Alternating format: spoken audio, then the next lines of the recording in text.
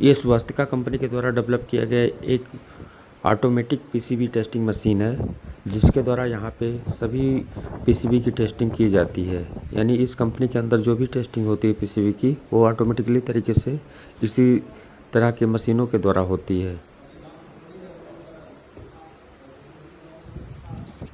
अगर पीसीबी में किसी भी तरीके का कोई भी प्रॉब्लम अगर है तो इस मॉनिटर पे वो प्रॉब्लम शो करेगा।